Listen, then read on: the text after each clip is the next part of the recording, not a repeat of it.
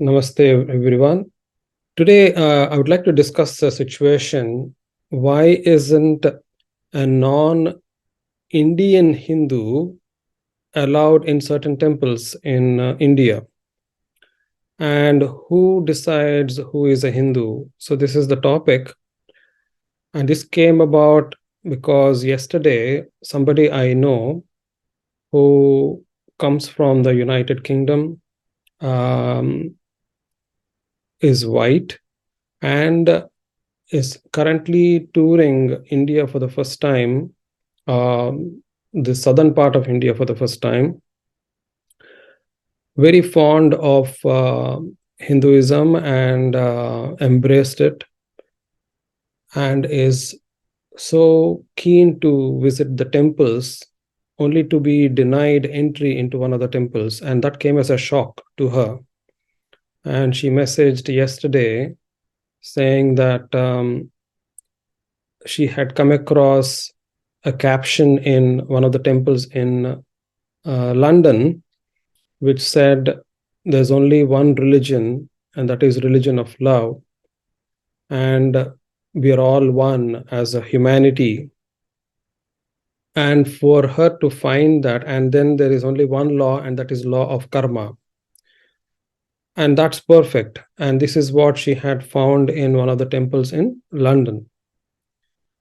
But when she arrives in India, for her to be restricted as an not allowed, denied entry into one of the temples, shook her, and she was quite disappointed, understandably. And she messaged me, and I shared with her something which um, I have previously discussed in one of the topics: how global is a Hindu, or is Hindu truly global? And one of the things I did strikingly I came across was that ethnically, majority of the Hindus come from an Indian background. Very small percentage actually are from any other ethnicity, and that's not really kind of a good representation of universality of a particular kind of a faith or particular spiritual path. And what's paradoxical is that Sanatana Dharma is Vasudhaiva Kutumbakam, and it is universally applicable. There is absolutely no way only a particular geographical section would be practicing it, or a particular ethnic group is going to practice it. It is actually applicable to everyone.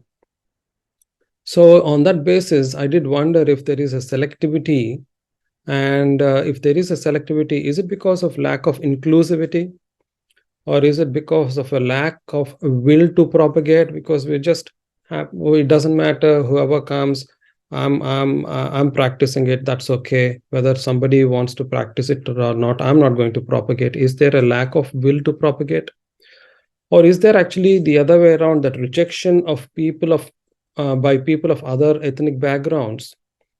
For us to have a very kind of exclusive kind of a club of Hindu practitioners who majority are from Indian ethnic background? Or is it selectively practiced by descendants because they are conditioned to do so as their ancestors followed it? Now, all these need to be kind of analyzed. It is not necessary that we have to accept one among these as an answer. I'm not saying that.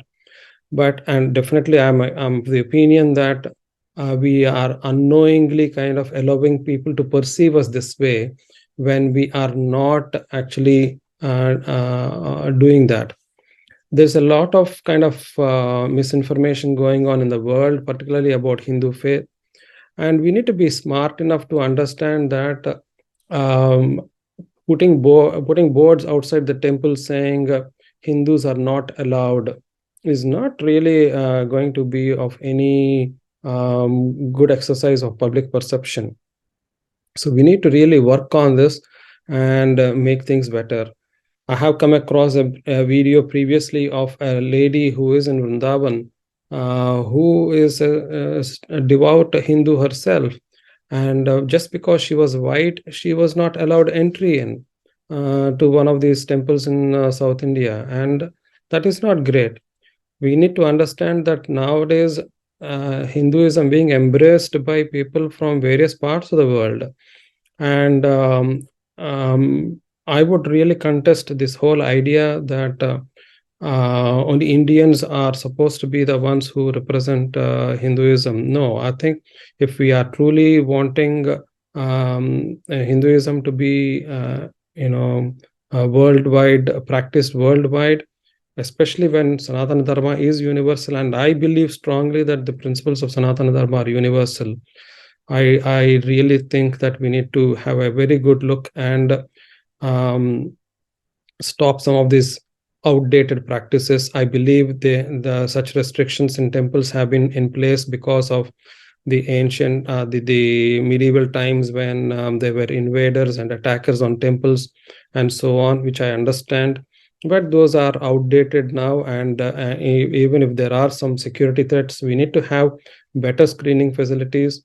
But at the same time, we can't just afford denying entry to really devout Hindus, whatever ethnicity they may come from. I think we should all kind of come forward to embrace people from across the globe into our Hindu faith.